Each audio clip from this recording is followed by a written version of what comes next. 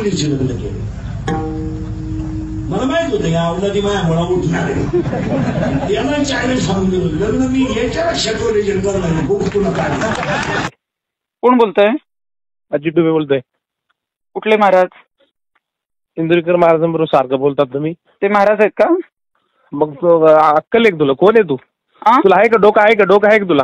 तुम्हाला जर अक्कल असती तर तुम्ही एखाद्या महिलेशी अरे तुरे बोलला असता का? अरे महिला आहे का तू?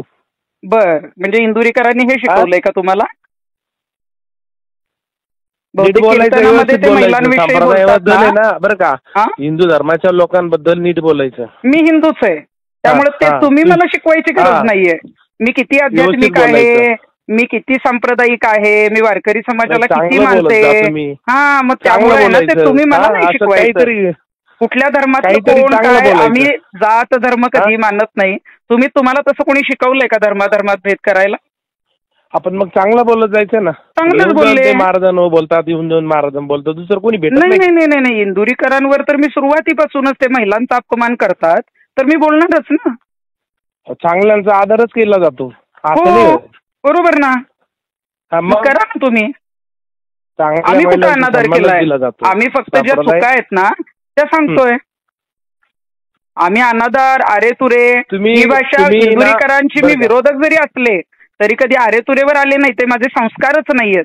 ते माझ्या हिंदू धर्मात मला शिकवलंच गेलं नाहीये. माझ्या घरातले संस्कार फार वेगळे आहेत. याचे त्याचे दोष नका बघू, स्वतःचे काम. नाही याचे त्याचे दोष नाही बघत. मी जे महिलांसाठी काम करते त्या महिलांसाठी कोणी जर चुकीचं बोलत असेल तर मी त्याच्यावर आवाज उठवणार. मला तो संविधानानं दिलेला अधिकार आहे. मला डॉक्टर बाबासाहेब आंबेडकरांनी दिलेला तो अधिकार आहे. तुम्ही कोण आहे? तुम्ही त्यांचे कोण आहे? स्वतःच काही केलंय का? स्वतःच काही? अरे वा वा वा, स्वतःच काय केलंय का? तुम्ही मग मला फोनच केला नसता. स्वतःच जर काय केलंय काय हे जर तुम्हाला तृप्ती देसाई माहीतच नसत्या तर तुम्ही माझ्याकडे दुर्लक्ष केलं असतं. तुम्ही माझं शनी शिंगणापूरचं आंदोलनही पाहिलेलं असेल आणि इंदुरीकरांनी शूटिंग का थांबवले, तृप्ती देसाईंच्या आंदोलनामुळे थांबवले तुम्हाला माहितीच आहे. त्यामुळे मी काय केलंय काय नाही हे मी स्वतः सांगायची गरजच नाहीये. मी कृतीतून ते दाखवत. काहीच बोलू नका तुम्ही काही शनी शिंगणापूरला मी कुठं काय बोलणार आहे? मी कुठं काय बोलतेय? तुम्हीच मला फोन केलाय. आणि शनी शिंगणापूरला जे काही आम्ही चालू केलंय ना तर त्याच्यामध्ये विरोधक सुद्धा आता दर्शनाला जोडीने जातात. पहिले पण जातच होते ना. मग आंदोलन होते ना. तुम्ही पहिले कोण जात होतं? महिलांना प्रवेशच नव्हता. तुम्ही काय क्रांतीचे जनक आहे का? असं तुम्हाला वाटत असेल तर धन्यवाद, मनापासून आभार आपले. तुम्ही खूप चांगलं बोलताय माझ्याशी. मग चांगलंच बोलतोय मी. तुम्हाला थोडंच काही बोलतो. अरे तुरेवर कशाला येतं? इंदुरीकरांनी सांगितलंय का अरे तुरे बोला, तिला धमक्या द्या, मला मारून टाका? इंदुरीकरांनी तुम्हाला सांगितलं असेल तर सांगा मला.